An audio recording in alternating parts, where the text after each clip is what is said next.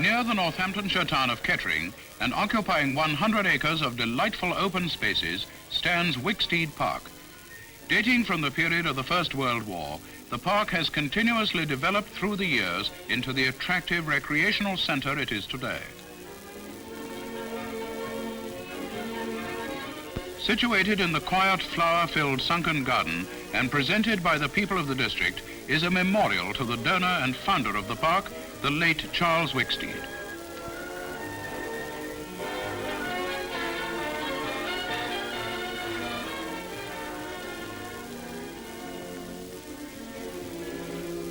The happiness of children. Here indeed, in glorious profusion, are all the mechanical means to delight the eye and excite the imagination of the thousands of visiting children who come to play each year.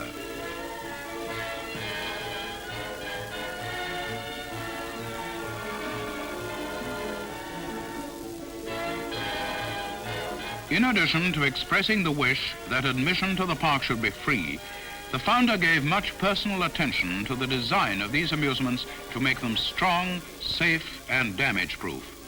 Still manufactured at the engineering works he established at Kettering, they are now installed on many playgrounds at home and abroad.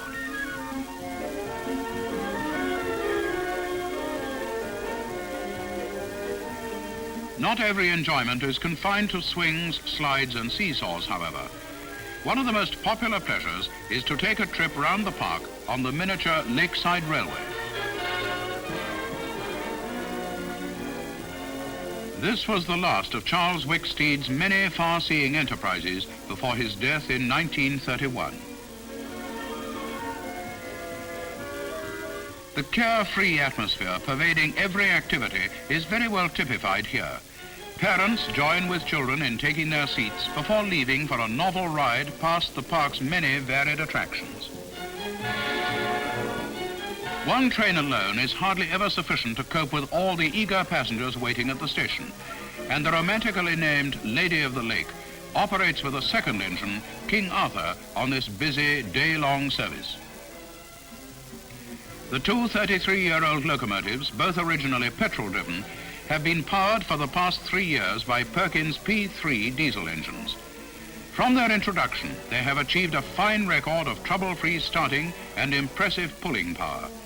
The railway engines weigh approximately 3 tons each, and the carriages a further 3 tons. So every journey over the 1.5-mile circuit means a pull of 6 tons plus anything up to 100 passengers.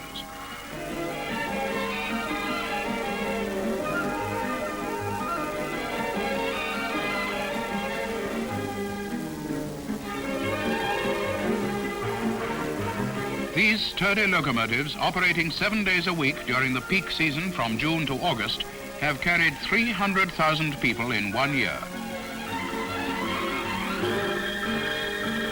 From railways to railways, but of a different kind.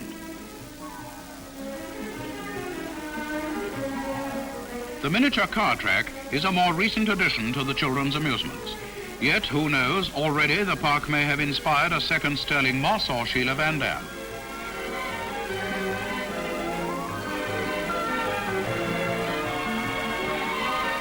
Paddle and rowboats can be maneuvered with complete safety in the shallow pond, while Dad has plenty of scope to relax, or more likely row, on the nearby lake.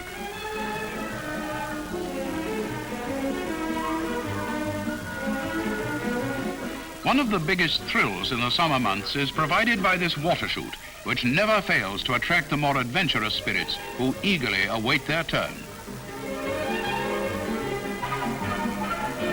Here we go again. Just one big splash after another. But somehow, nobody ever seems to get wet. That is achieved much more thoroughly in the children's paddling pool. In the background, motor launches cruise on the lake, accompanied by gracefully moving swans.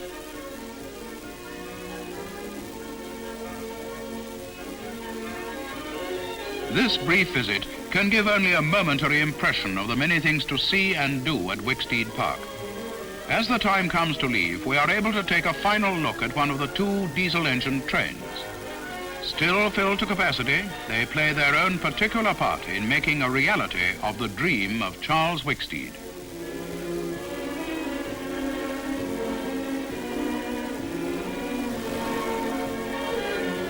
Every happy scene in this park is a living testimony to its founder and donor, the man who delighted above all things in the happiness of children.